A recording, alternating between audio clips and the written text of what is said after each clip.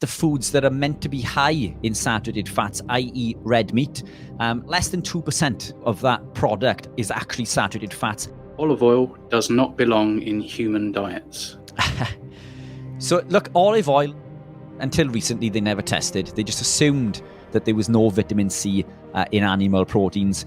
It opens its doors and says, come in, you're welcome. And it crams in these damaged LDL particles, and this macrophage will grow into a foam cell, and the foam cell becomes an atherosclerotic plaque.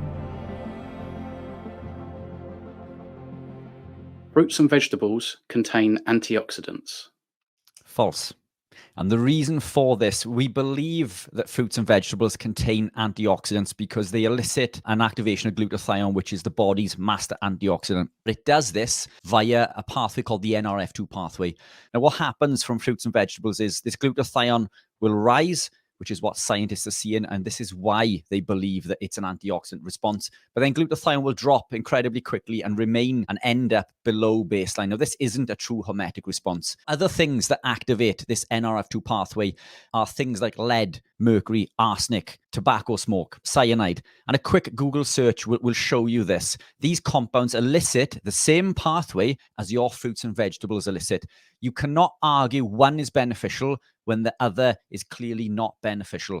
All we need to do is lower our fruits and vegetables, compounds that are high in carbohydrate, we become ketogenic. When we increase ketones within the body, particularly via beta-hydroxybutyrate, this has an antioxidant effect on glutathione. Glutathione will become elevated. So if you want a true hormetic response, we can elicit this via a ketogenic lifestyle. It does not come via fruits and vegetables. And just to circle back really quickly, this activation of the NRF2 pathway, it can be beneficial in the short term, which is how medications work. It's there to address a problem in that time and space. But what we need to do is look at the root cause. That medication doesn't address the root cause.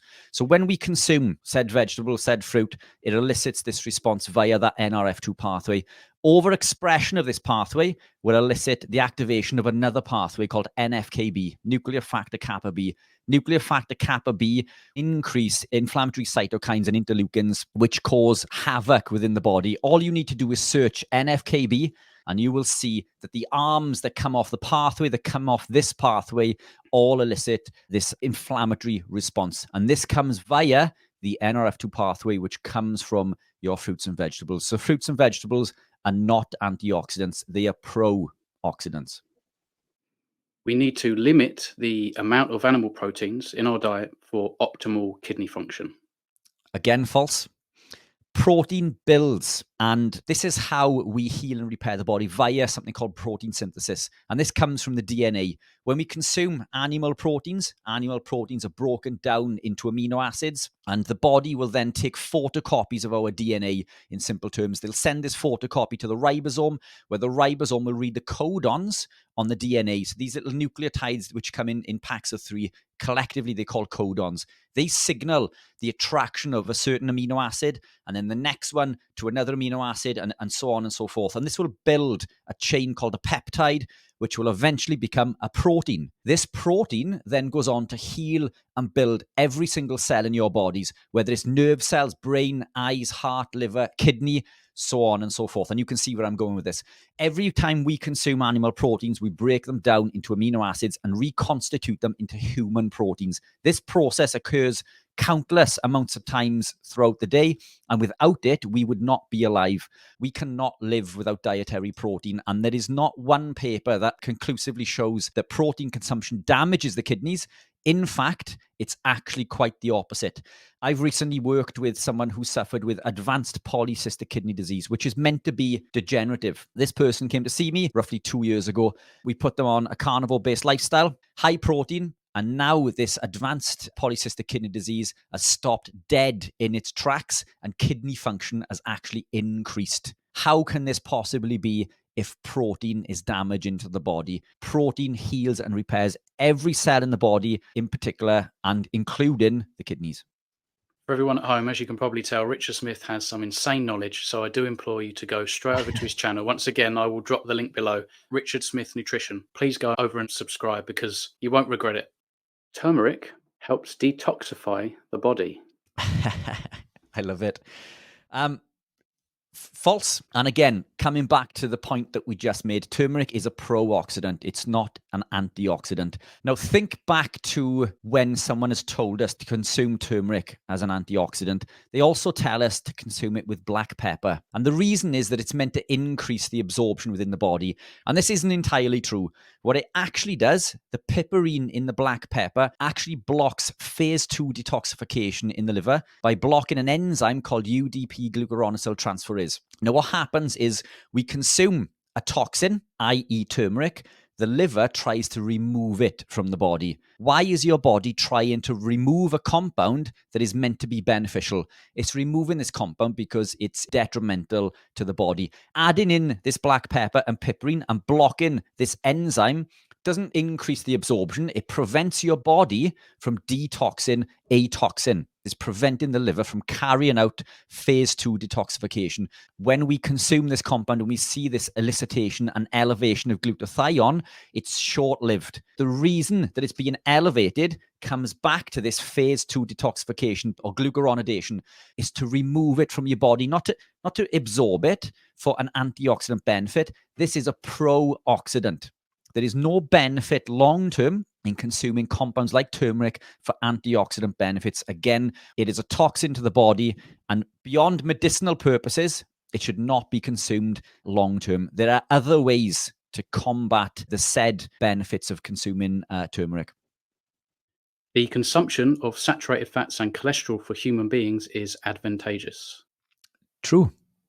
Every cell in your body is made of cholesterol. Cholesterol is essential for cell formation, cell communication, nutrient absorption, nutrient transportation. It's essential for the production of hormones, and it's essential for healing.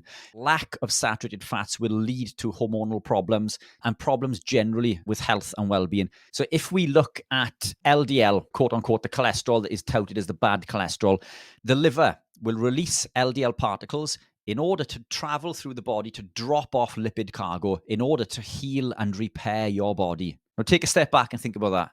How is this detrimental? After it's dropped off its lipid cargo, it will find its merry way back to the liver where it's recycled and sent back on its merry way. Now, if you restrict the consumption of saturated fats, for example, the liver will upregulate its production of cholesterol naturally. Now, we can artificially lower this via the consumption of phytosterols.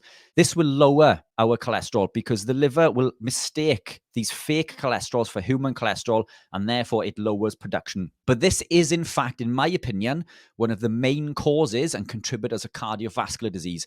And you can prove this. If you Google a condition called cytosterolemia, you will see that cytosterolemia is a genetically inherited condition in which the body cannot remove phytosterols beyond a certain capacity, which leads to a buildup of the phytosterols and early onset cardiovascular problems, heart attack, heart disease, so on and so forth. And we know this. So cytosterolemia is directly correlated with cardiac events. Yet we're told that these plant sterols are beneficial because they lower our cholesterol. Now, this is a big problem, especially when we're out in the sun, because the sun, when the UVA and UVB rays hit the skin, cholesterol goes to work, but it's unable to do so if it doesn't have any. And this is why we burn. This is what leads to things like skin cancer. But if our body has the ability to utilize human cholesterol, then we don't burn. When I was consuming seed oils and exposed to sunlight, I would burn, I would peel, and I'd become unwell. Now that I've removed the seed oils and I've increased the amount of saturated fats and cholesterol within my body, I no longer burn, which is absolutely incredible. Saturated fats and cholesterol are essential. The brain is made of saturated fats. The myelin sheath, which is how we send signals through the body, is made of cholesterol. And I would argue that the consumption of saturated fats is more beneficial than any other.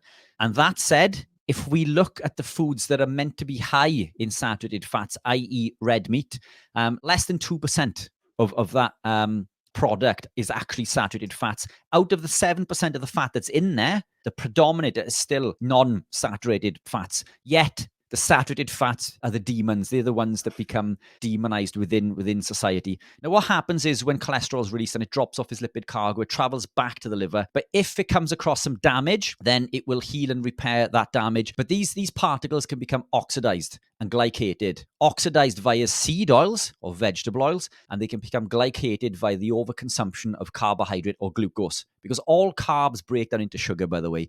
This increases glucose in the blood because carbs is sugar, and this causes glycation. Now, think of glycation as things becoming sticky. So these cells become sticky within the body. It causes glycation and oxidative stress. Now, when it does this, it damages a receptor on the LDL particle called the ApoB100 receptor. This receptor is the access card back to the liver for the body to recycle and send the particle back on its way. But when it's damaged, the liver can't read this particle. So now it ends up in circulation. It continues to circulate within the blood, still trying to carry out its job. And what happens eventually is it will travel into the subendothelial space where there are cells there called macrophages. Now, these macrophages have something called a scavenger receptor. This scavenger receptor recognizes the damaged LDL particle. It allows it access where the liver did not. So it opens its doors and says, come in. You're welcome. And it crams in these damaged LDL particles, and this macrophage will grow into a foam cell, and the foam cell becomes an atherosclerotic plaque. So cholesterol is part of this process, but what's caused it? Excessive carbohydrate and vegetable oils, not saturated fats. Olive oil does not belong in human diets. So look, olive oil is a mixed bag. And the reason I say this is that oils can become oxidized. Olive oil is healthier than vegetable oils. But if we look at oxidation rates, and in fact, there's a very good study which looks at cardiac events in groups of people who already suffer or have suffered with cardiac issues. And what they did is they split people into three groups. A group that consumed high saturated fats, like lard, the other, which was olive oil, and another, which were vegetable oils. The most people died in the vegetable oil group. Less people died in the olive oil group, but still more than in the lard group. And I think it was, I think it was lard. I may be wrong, but it was some form of saturated fat. And what this means is that olive oil becomes less oxidized than vegetable oils, but it can still become oxidized. Even omega-3s can become oxidized over time. So when we look at omega-3 supplements, for example, they can become oxidized. So most oils will oxidize over time. So olive oil is one of these answers that's sort of in between. I think it's more beneficial and healthier than vegetable oils, but it's not as healthy as our saturated fats like butter, tallow, lard, and ghee. And in fact, I would argue in order for me, I think at the bottom we've got butter, but still super healthy. Above this, we've got ghee, which is clarified butter. And then, I'd come into maybe lard potentially, although there is an argument to swap these around based on various factors. And then the top for me would be tallow. This is highly nutrient dense and ideal to cook in. If I eat out and all they have to cook in is olive oil, then I'm happy. But I don't cook in it myself. I would preference some of the saturated fats, a fat that is hard at room temperature. Personally, I don't even cook in fats themselves. I tend to cook in the fat from the meat itself. So if I'm cooking mince, there's plenty of fat in mince. If I'm cooking steak, I eat chuck steak, which is incredibly fatty. Olive oil, I don't buy it anymore. I'm not against it, but if for me, because of its ability to oxidize, it will sit somewhere in the middle. There isn't sufficient amounts of vitamin C in animal products. A fallacy. So when we done testing on vitamin C, there's an asterisk next to vitamin C, and this is because it was presumed to be zero, which means that until recently they never tested. They just assumed that there was no vitamin C in animal proteins. Let's take a step back and look at citrus fruits. Very high in vitamin C. Do you know what's higher in vitamin C than citrus fruits? Kale. Kale contains more vitamin C per 100 grams than even citrus fruits. Yet, our ability to absorb most of that vitamin C is negated by another compound found within the kale called flavonoids. Flavonoids directly inhibit the body's ability to utilize the vitamin C found within. So even though kale contains lots of vitamin C, our bodies can't access it. Also, when you cook the kale, this vitamin C is diminished by a considerable amount, making even less available for a bioavailability or the availability for the body to absorb and utilize. Vitamin C is used via a number of transporters in the body, but one of the transporters is a transporter called GLUT4. And this is a shared transporter that is shared with glucose. So because two of these compounds are competing for absorption through one transporter, the more glucose that we consume, i.e. carbohydrate, because again, just to reiterate, carbohydrate we consume in the diet breaks down into glucose. When we got more glucose in circulation, this competes for the absorption of vitamin C. Therefore, our requirement for vitamin C goes up. So this is why people on a carb lifestyle are looking for more vitamin C. Now, let's turn this around the other way. If we reduce the amount of glucose in our diet, our requirement for dietary vitamin C decreases. And in fact, it decreases to so much that the amount found in red meat is more than enough, not just to sustain life, but to allow life to thrive. So I've been ketogenic and carnivore for well over a decade. Much of this, I've eaten nothing but animal proteins. I'm still yet to suffer with scurvy. Now, to put this into perspective, an average 12-ounce steak will contain around 12 milligrams of highly bioavailable vitamin C. Organ meats like beef liver, they contain 24 to 25 milligrams per 100 grams, which is way more than we need. I'm not saying that you need to consume beef liver or lamb liver every day, but a little slither, this much, every few days will supply the body with all of the vitamin C that it requires. Thank you very much. Clearing up all these statements that I find a lot of people are still confused about. I think this isn't common knowledge at all. Richard knows far more than I do. Please go over and subscribe because seriously, I've learned so much from you, mate, and look forward to seeing you again in the future. Brilliant. And thank you, Lee. Absolute pleasure as always, my friend. Thank you. No worries. You bet.